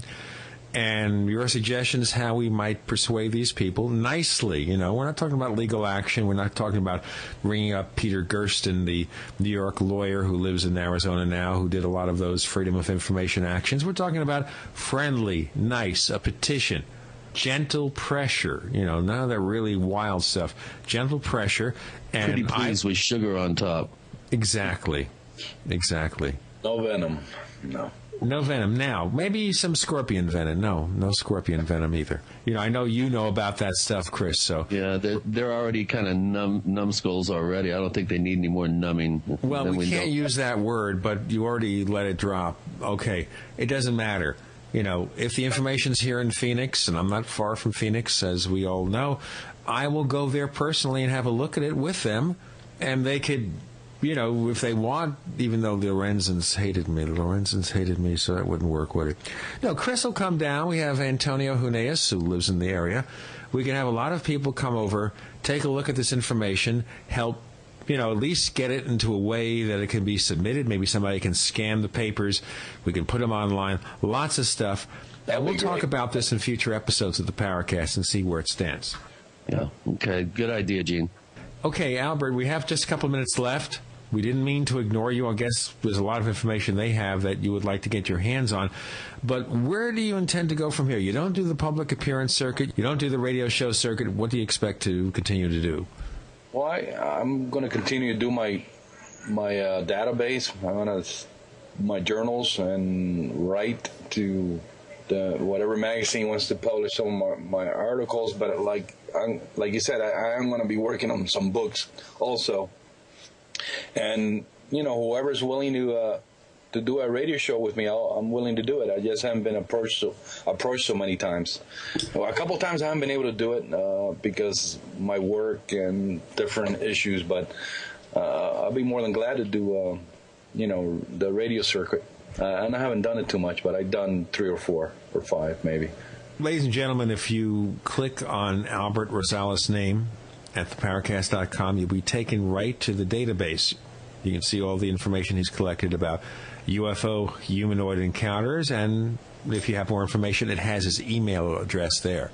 He doesn't have to mention online or on our show, but his email address is there. You could write to him, give him more information, or maybe get some help in finding out more of the things that are happening. Chris O'Brien, where do we find more of the stuff you're working on? Are you going to do a successor to the Trickster book? Yeah, I am. I'm actually working on a book that looks at tricksterism and really brings in the ufological question. My first book, Stalking the Tricksters, hardly mentioned UFOs at all. Just at the very end, I happen to go into it a little bit. But there's quite a bit of just a wealth of material that is tricksterish in nature that's found in ufology. My website is OurStrangePlanet.com. And there you can find my database, which is available to anyone who wants it. And it's all there. It's about 13 years of my own investigations, and the actual sighting log goes back to 1777. So there's plenty of stuff in there to keep you busy for a while. There's quite a number of reports in there. Not hidden in 15 file cabinets somewhere in Phoenix. Yeah, hopefully in a air-conditioned space down there. So it's OurStrangePlanet.com. Okay, and link from theparacast.com. Albert Rosales, Chris O'Brien, been a great show. Thank you both for joining us this week on the Paracast. Well, thanks for having Albert on. I'm really glad that he was able to make it and be on the show. Albert, thank you guys for giving me the opportunity. Great job. The Paracast is a copyrighted presentation of Making the Impossible Incorporated. Tune in next week for a new adventure in The Paracast.